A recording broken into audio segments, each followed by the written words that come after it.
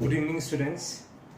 So I'm going to explain about active and passive voice in this particular video. I try to incorporate all the grammatical portions in a single video, but it is very difficult to do that. So I'm planning to give a particular topic in a certain video so that you can understand about that topic. Then I will be putting another video, and the sole purpose of these videos are not to teach you something new at this last moment, but to consolidate what we have learned through many months. Some people are still having a kind of doubt while doing kind of grammatical portions. So when you enter the examination hall, you should not be having such a doubt. For that purpose only these videos are made. So take it lightly and just check whether you are having the proper understanding about each concepts. So here, active and passive voice. I have told you, when you convert an active to passive voice, you have to follow 4 rules. First one is changing the position of subject and object. That means subject will be going to object's position and the object will be coming to subject's position. For example, John plays cricket. John is the subject, plays is the verb, cricket is the object. So John is the subject, plays is the verb, and cricket is the object. So here what happens is that object will be going in the place of subject and subject will be going to the place of object. You can see that cricket is coming to the subject's place and John is going to the object's place. So that is the first change which will be happening. And the second thing is that we have to fix an auxiliary verb. We have to take any auxiliary verb, then it is actually related to the tense. If we are changing a present tense sentence, you have to take is or am or are. If you are changing past tense sentence, you have to take was or were. And in the case of the future, we are having only will. So here the second step is to add an auxiliary verb, and third one is common, adding V3. That means in passive voice always it will be the V3 form of the verb.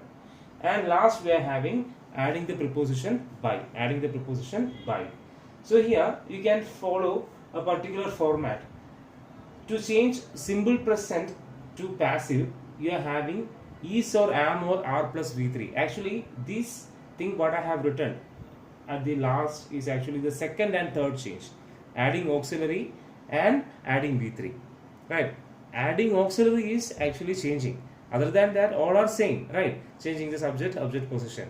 Second one is adding auxiliary. It will be changing according to the tense which we are changing. And the third one is V3. Always we have to add the V3 and adding preposition by. So actually the second thing is only changing. So that's why I have emphasized that at the last. So in the case of simple present, when you are changing into passive, is, am, are, V3. That means if it is singular subject, you have to go for is. If it is plural subject, you have to go for are. If it is I, you have to go for am. So how will you change now? John plays cricket. Now change subject and object. It will become cricket. Cricket will be coming to the place of subject. Then you have to pick is. As cricket is singular, you have to pick is. Cricket is played by John. Right? Played is the V3 form of play. So by. Then we have to add preposition by. Then last we have to add John. What is that? That is the subject. Subject will be coming to the last. Then we are having John is playing cricket.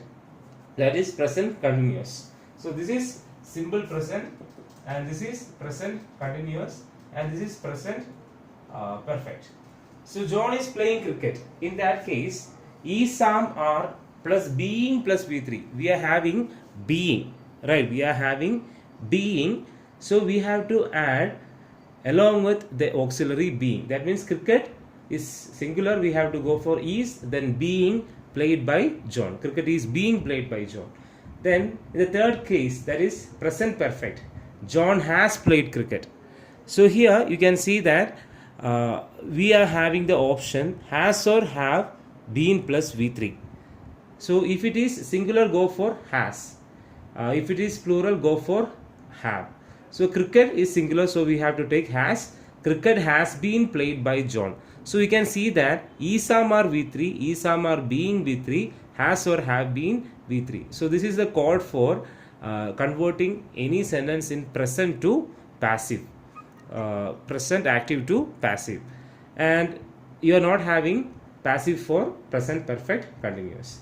Now going to past, in the same manner you can see that we are having what to say, simple past, past continuous, then past perfect. So we can change in the same manner, and we are having the auxiliary here was or were. In the above case it was is or am or are. In past it will become was or were.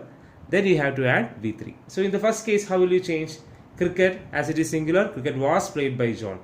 Then in the case of continuous, cricket was being played by John. In the case of perfect, past perfect, we are having only one option, had been. Above it was has or have been. Here it is had been V3. So cricket had been played by John. In the case of future, we are having only two active voices to convert. That is simple future and future perfect. So John will play cricket. How will you convert? We are having the code will be plus V3. That means after writing the object, that is cricket, cricket will be played. So will be V3. That is the change happening. And in the case of future perfect, John will have played cricket. How will you change it? Cricket will have been played by John. So the change is will have been plus V3. Above it was will be plus V3. Here it is will have been plus V3. So students, please take a note of this section. I know that many of you are knowing it, but there are many people still who are not knowing it. So you have to study it. It is a very simple topic. And look, this case, simple present conversion, simple present to what? The passive of simple present, and simple past passive is very commonly asked in your examination. So if you are knowing it, surely you will be getting 2 marks. So please understand it, and you should score mark for this active and passive conversion.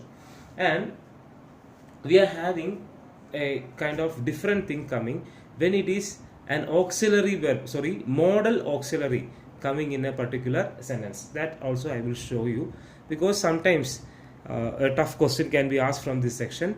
Then you have to be scoring for that also. So the thing is that if you are having a modal auxiliary like I should have started a job, I should have started a job. Okay, I should have started a job. So this is an active voice sentence.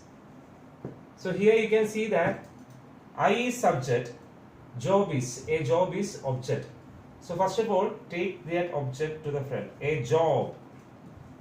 Now the thing is that whenever should have, might have, may have, then ought to, must have, when all these are coming, you have to just add been. That means it will be changing into must have been, should have been, then it will be changing into may have been, and we have to write the passive. So how will you write?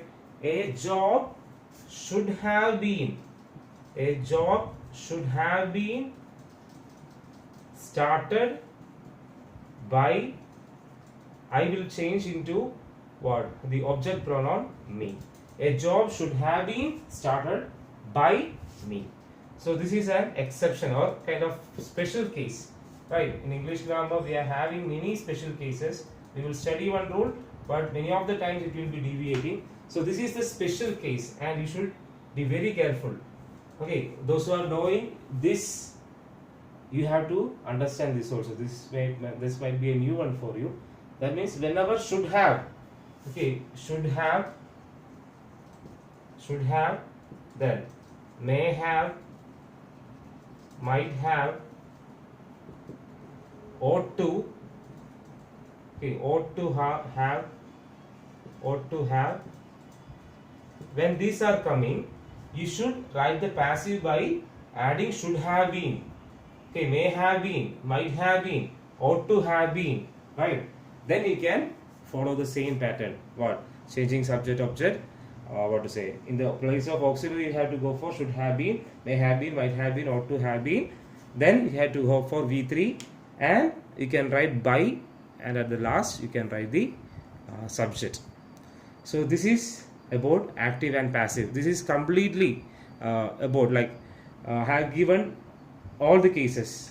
present, past and future, and also one exception case. So study it properly. Definitely a question will be asked and you should be able to score 2 marks. Thank you students. We will see in another video.